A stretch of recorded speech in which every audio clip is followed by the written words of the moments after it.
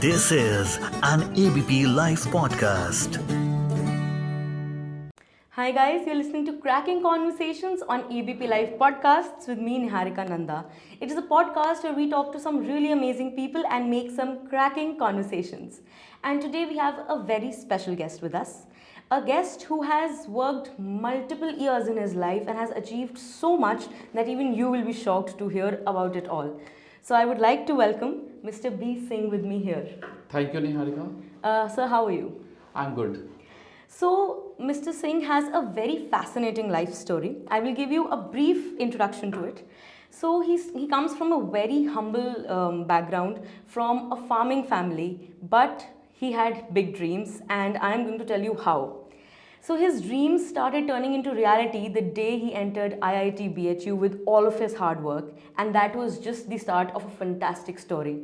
From there, a lot of people have a lot of problems and issues, and it takes a lot of hard work to clear UPSC exams, but this man right here did it thrice, not once, not twice, but thrice. And even after doing that, he was able to get the exact position that he wanted, an IES officer. And that was a very amazing position to be at, and he worked really hard for it. But that was, for a lot of people, at that point, that is the end goal of their life. But that was not how it was for Mr. Singh. He wanted to do something much more and serve a lot many more people. And that is where he actually gave up on his job as an IES officer and he started Made Easy. So I would like to welcome Sir here on ABP Live Podcast. So we don't take it easy, we make it easy. Exactly, definitely. And I don't think that any exam in our entire life can ever be easy. It has to be made easy, but it is not easy. Definitely. So as I said in the beginning, you come from a very humble background. So how has that transition been? From coming from a village to being here where you are today, how has your journey been? So sharing with the audience, I have studied in Saskiya Madhyamik Vidyalaya Hindi medium in the school, and that is in village school. Then I moved to prepare for the IIT JEE, and I went Chennai. Right. And there is a very interesting story. When I went Chennai, I started attending classes. So those classes were in English and I was not able to understand. Right. So I came back again my village. My father pushed me back. You have already deposited fees, go back. Whatever you want to do, do. Then I went again and with the determination कि कुछ तो करना ही पड़ेगा, अब तो एक साल पास करना है. Parents will not allow to come back. And then I prepared for IIT JEE, selected in IIT. And then I started my graduation in IIT BHU. Right. So that was the first stage. And when I completed my BTech, and after BTech I was placed in Bharat Yandra Nigam Limited, which was a public sector. Okay. After working for 2 months, I just felt this is not my destination where I want to be. Right. So I decided to again change my goal. So I decided to come Delhi. My first job was in Vijayawada. And I decided to come Delhi for preparation of the UPSC exam. But my father was farmer. I thought कि अगर मैं अपने father को बताऊंगा, I don't know whether he will accept my decision or not. So without taking his permission and without informing him, I came back Delhi. I said him कि my company has transferred me Delhi. Oh, okay. But the fact was that I resigned and came Delhi. After coming here, I started pasting posters. Okay. To get some students for tuition so that I can get some money to stay on in Delhi and I can prepare. That is how the journey started in Delhi in 1999. That is how you actually became an educator at such an early stage.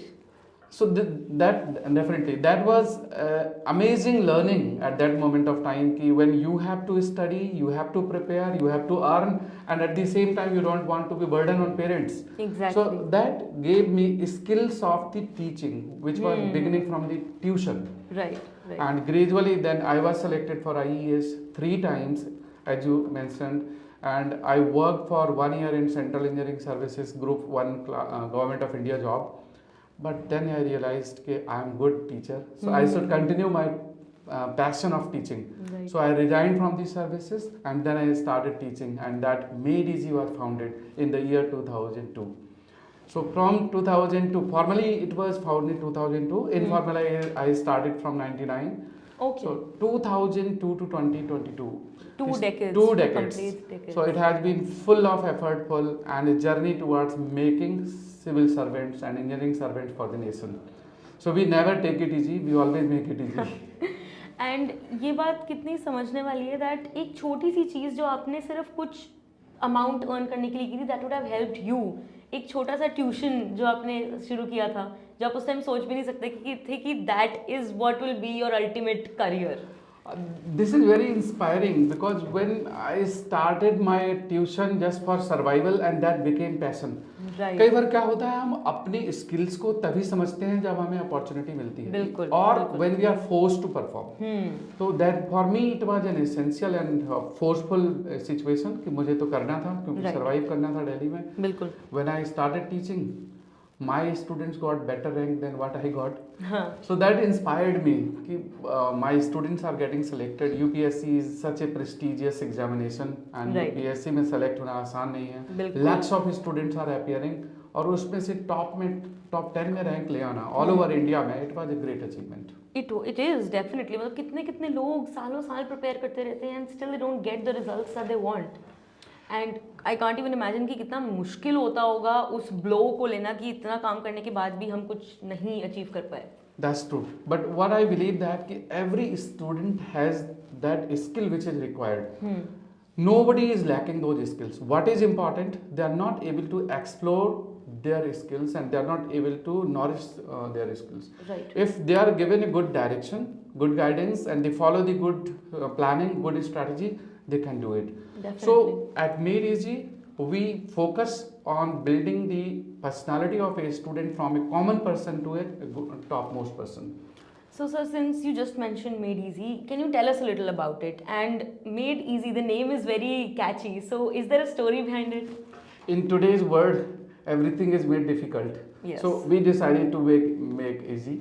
And this Made Easy term came that we wanted to simplify the process of learning and simplify the process of examination so that a common student can crack this toughest examination conducted by UPSC. So this was the aim. We formed a team supported by the our research team ki what are the requirements of UPSC which can be met in a simplified manner. Okay. So our research based guidance and we focused on building the personality of students to build up their confidence and they were able to crack it. Right. So, sir, what kind of like I'm sure that a lot of viewers who are listening to us right now, उनमें से कहीं होंगे जो actually clear करना चाहते होंगे इसे examinations. So, would you like to tell us about कि कौन से टाइप के examinations के लिए आप prepare कराते हैं at Made Easy? So at Made Easy, we provide the guidance for UPSC Engineering Services Examination, which is a Group 1 Government of India job. GATE is Graduate Aptitude Test in Engineering, and students after qualifying GATE they go for the research organizations like ISRO, DRDO, HAL, BEL, and apart from that many public sectors, and for higher studies in IISc, IITs for MTech and postgraduate courses. So these are the courses. Made Easy offers the courses in different disciplines of engineering: civil, mechanical, electrical, electronics, computer science, IT, instrumentation, and production engineering. So basically, this organization is for engineers, by the engineers, for engineers. So all the teachers, I will say the mentors, they are also qualified engineers, those who have done their masters or they have qualified the UPSC exam and finally they decided to pursue their passion of teaching. So I am one of them, I am also a teacher. Right. So this is for the engineers. Over the period of time, Made Easy decided to expand in the other areas. So there is one green energy contribution we took in participation to the government of India by developing the solar energy, and this solar energy is being produced and sold to the government. Then we have the schools, Made Easy schools. Okay, you also have schools beyond coaching and Made centers. Easy That's schools are amazing. based on experiential learning curriculum. Okay.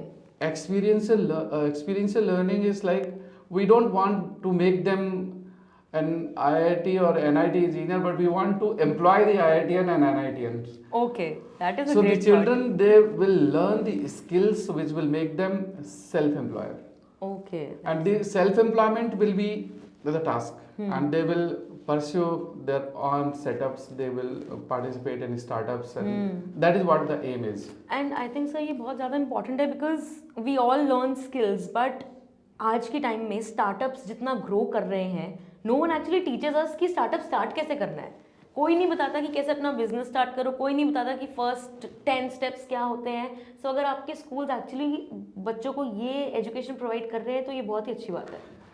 अगर बच्चों को school के time से ही अगर उनको ऐसी education दी जाए कि उनको ये समझ आ जाए कि मुझे आगे चल के कैसे स्टार्टअप करना है, उसमें क्या स्किल्स ज़रूरत है, किस तरह की स्किल्स को हमें इम्प्रूव करना है, तो if this direction is given right from childhood, तो वो बच्चे आगे चल के उसी डायरेक्शन में सोचेंगे. बिल्कुल. सो बिल्कुल. We have to inculcate those ideas right in the beginning. So definitely. That is our M.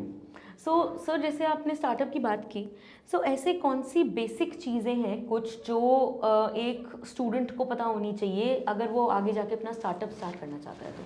So one basic thing is that a student should be able to take the decision. A decision making skill is very essential. When you Very essential. take some step and you have to take a call, yes, I will be able to do it, and that confidence should get developed. So we have designed this curriculum which inculcates academic curriculum, then creative thinking, and the skills which are leadership, personality skills, and then sports.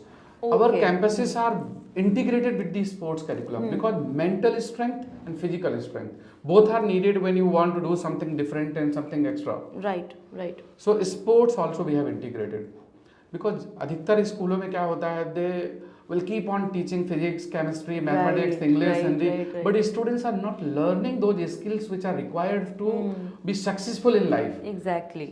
Success in exam is one part, but success in life is ultimate aim. Exactly. So we have to learn the skills which can make us successful in the life. You will be a good human being, good citizen, successful entrepreneur, and also a employer who can understand the employee and their desires, needs and their desires and needs. And in fact ये social media पे भी there are lot of memes कि today is the 100th day of my life जब मैंने अपनी life में trigonometry as a professional use नहीं किया.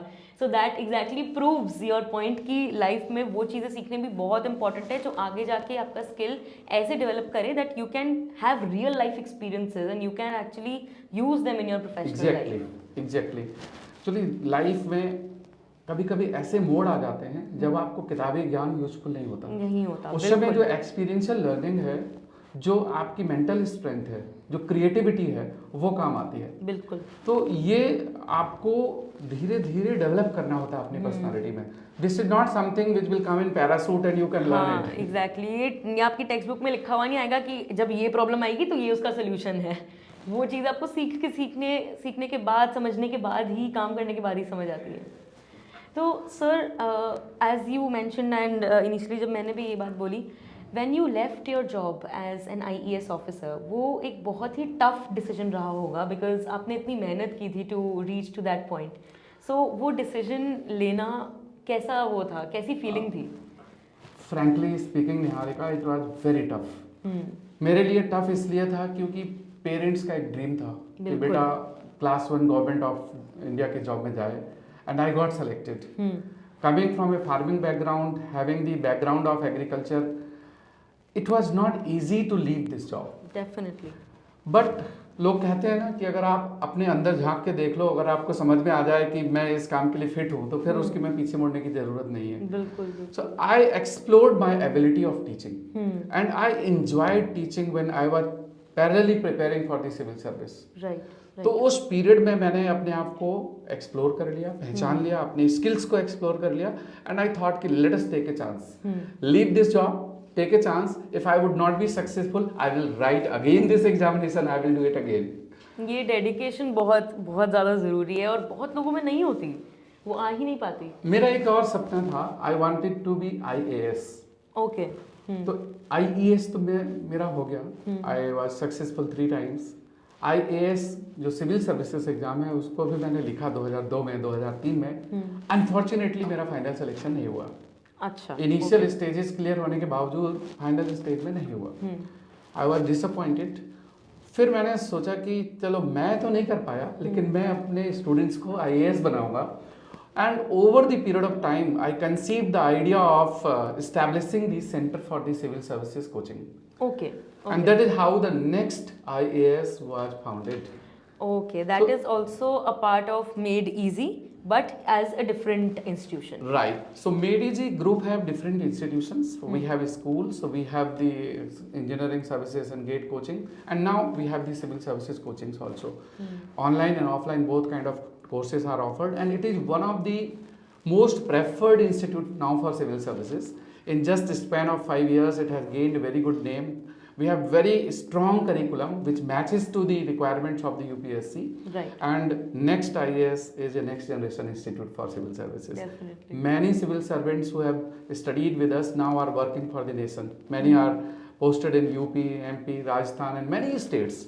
And that is an amazing feeling. पहले ऐसा होता था कि बच्चे आते थे, हम लोगों से अपॉइंटमेंट लेते थे, अब वो IAS बन गए, अब हमें उनसे मिलने जाना होता है तो हम अपॉइंटमेंट लेनी पड़ती है। तो मैं बच्चों से ये चीज बोलता था कि ठुकरा दिया है जिन्होंने तुमको, तुम्हारा वक्त देखकर तुम मेहनत कर, ऐसा वक्त लाओ उनको मिलना पड़े तुमसे वक्त लेकर। क्या बात है, क्या बात है, बिल्कुल सही बात बोली। एंड चलो उन लोगों को तो वो फीलिंग आएगी ही जब वो उन बच्चों से मिलने जाएंगे, पर आपको तो वो अपॉइंटमेंट लेने में भी बहुत प्राउड फीलिंग होती है। बहुत प्राउड फीलिंग होती है। एंड मतलब this is the day for which we were working and we are working कि जब so many years. हाँ आप देखते हो कि आपके पढ़ाए हुए बच्चों से मिलने के लिए आपको ही अपॉइंटमेंट लेना पड़ जाए, तो इससे ज्यादा आपके लिए प्राउड होने का और कुछ बचता नहीं है। बिल्कुल। अमेजिंग फीलिंग व्हेन आई सी कि my students now he is SP, he is collector, he is IG, DIG, commissioners, and that feeling is amazing. Out of the world, definitely. तो सर जैसे हम IAS, UPSC एंड बहुत सारे exams की बात कर रहे Right. हैं, कई बारी जैसे नहीं लोग क्लियर कर पाते एंड वो बहुत डीमोटिवेट हो जाते हैं। हमने बहुत बारी स्टोरी सुनी है, लोग सुसाइड कर लेते हैं एंड बहुत कुछ उनके दिमाग में चल रहा होता है, मेंटल हेल्थ इश्यूज हो जाते हैं। तो आप क्या उनको एडवाइस देंगे कि वो कैसे उस जोन से बाहर निकल? मैं यहाँ पर कहना चाहूँगा एक बात कि UPSC preparation it doesn't finally and in the UPSC selection और एग्जाम। हम इसमें जो पढ़ते हैं इसमें global requirements, international relations, history, geography, polity, economy, current affairs, understanding of the society and everything which is used and useful throughout our life. Right. So even students are not selected, they are not able to clear this UPSC exam, but they can utilize these skills at different places.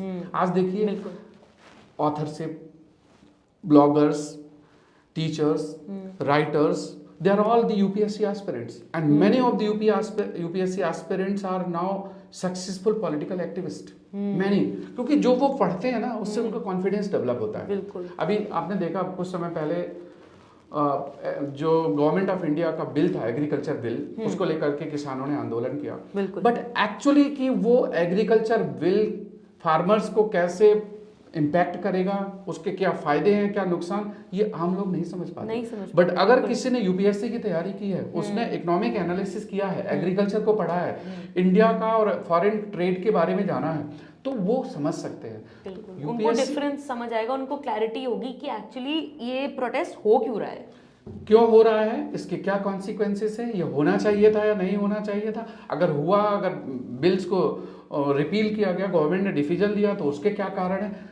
अब ये common आदमी तो news में देख करके सिर्फ उतना ही समझ पाता है जितना न्यूज में देखा, लेकिन जब उसके अंडरस्टैंडिंग की बारी होती है, उसके एनालिसिस करने की बारी होती है, तो वही समझ पाते हैं जिन्होंने डीपली पढ़ा होता है। तो मेरा मानना है कि UPSC की जो तैयारी कर रहे हैं बच्चे, उनको डिसअपॉइंट या डिप्रेस होने की जरूरत नहीं है, क्योंकि वो अपने अंदर इतने स्किल्स डेवलप कर रहे होते हैं, वो डे एंड नाइट पढ़ते हैं, तो उनकी स्टेमिना बढ़ती है, राइटिंग स्किल्स इंप्रूव करते हैं, प्रेजेंटेशन स्किल इंप्रूव करते हैं, स्पीकिंग स्किल्स इंप्रूव करते हैं, और वो किसी भी जॉब में जाएंगे तो वहाँ वो सब काम आएगा, वो सब काम आएगा।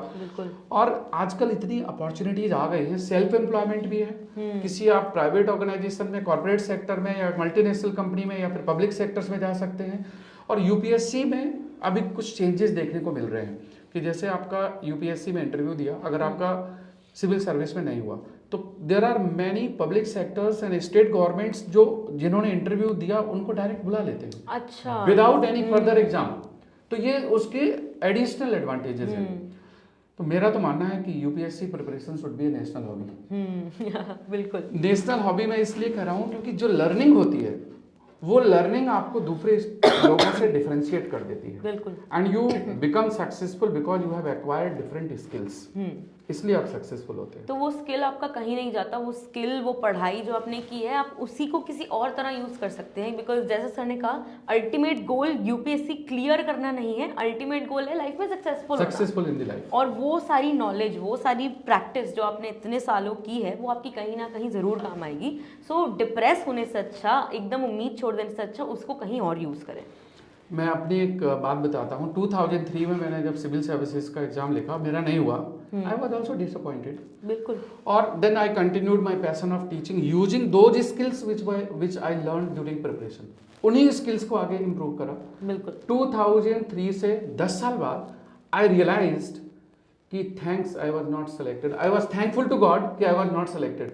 अगर मेरा सिलेक्शन हो जाता तो I was forced to limit myself in a certain area. Right. लेकिन after that I developed so many employment opportunities for so many people for आगे जाके अपने बच्चों को ही नहीं ट्रेन किया, अपने इंस्टीट्यूट से अपने कितने सारे वैसे ही लोगों को, वैसे ही टीचर्स को एम्प्लॉयमेंट दे दी जो शायद नहीं क्लियर कर पाए होंगे, जो उतने ही अच्छे हैं बट नहीं उतना उनका वो हो पाया।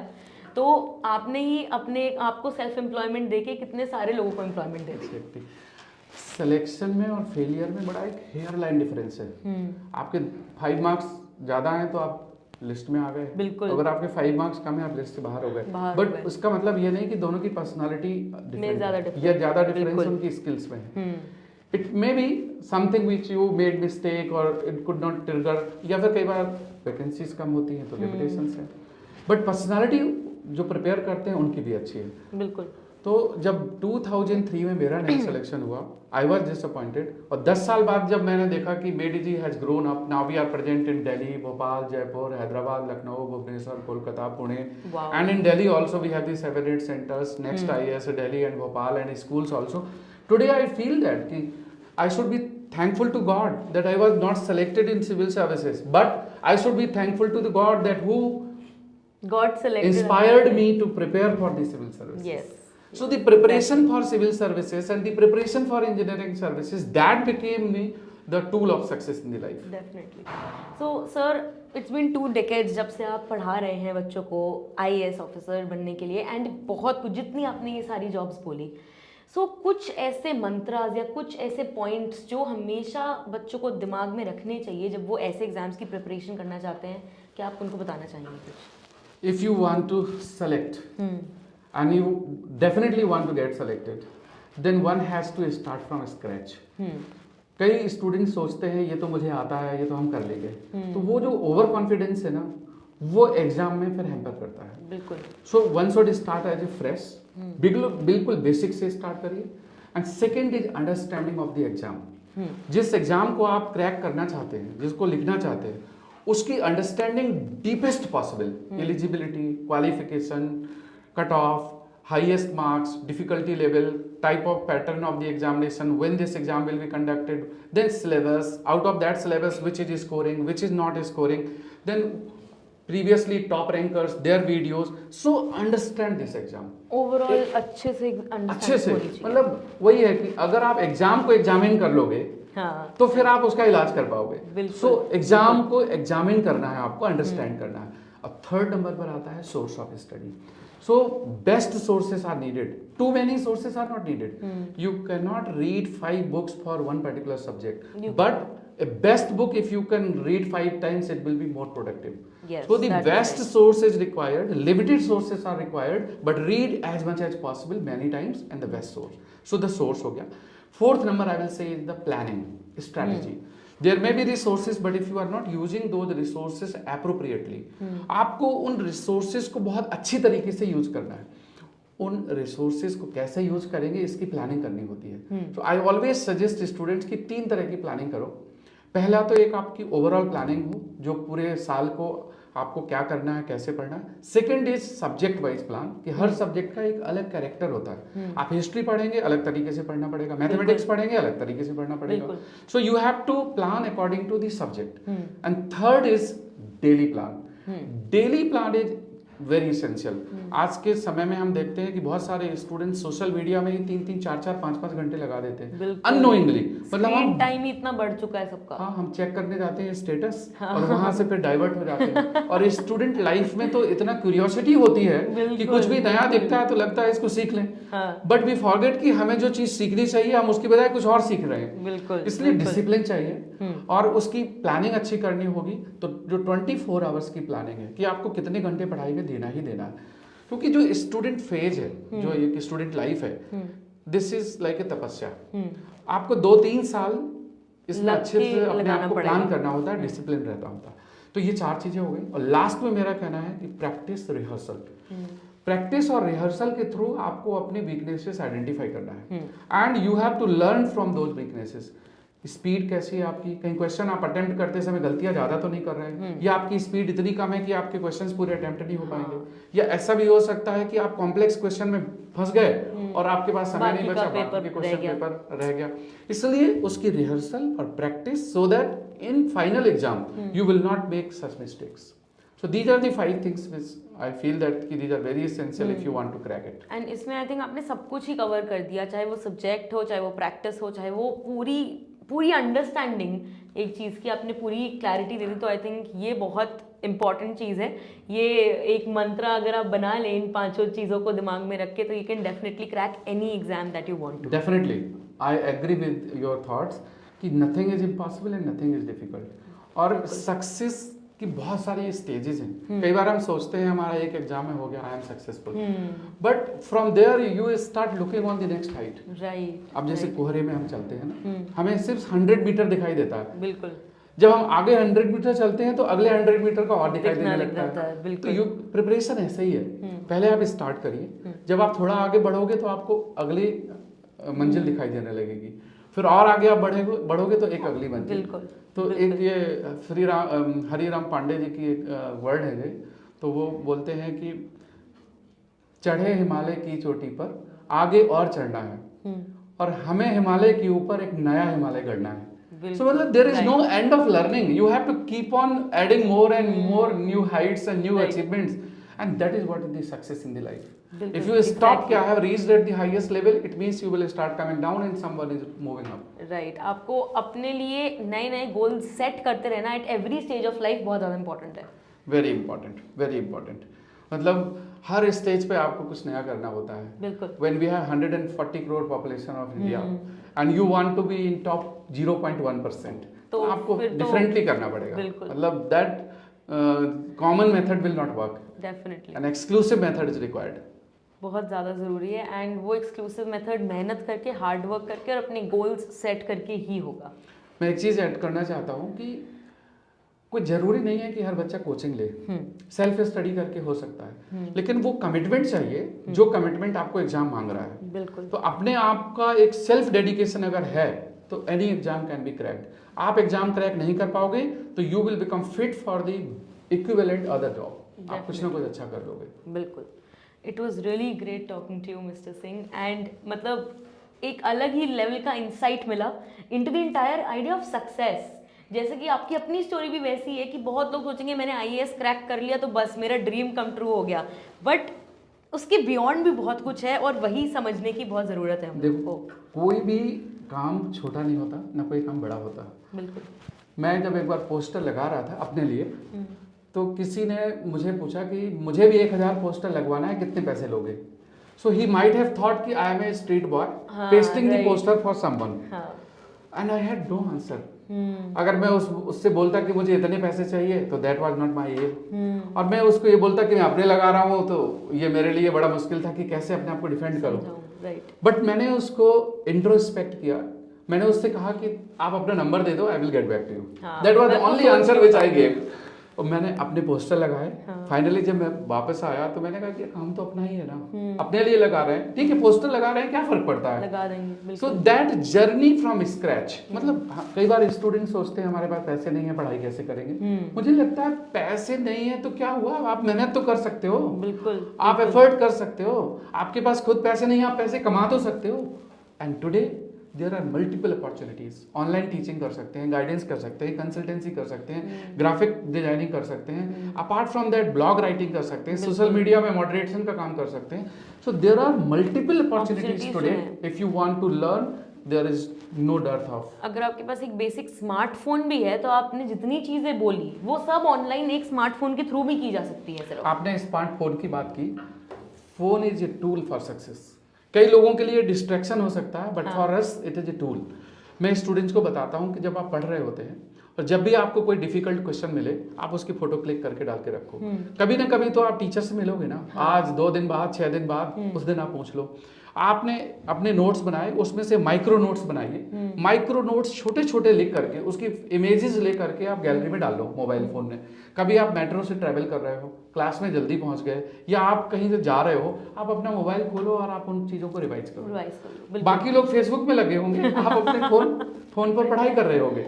So use this mobile as a tool and it can be a great tool of success today. Definitely तो वही है कि अगर आपके पास एक बेसिक स्मार्टफोन भी है तो आप सक्सेस की सीढ़ी चढ़ सकते हैं।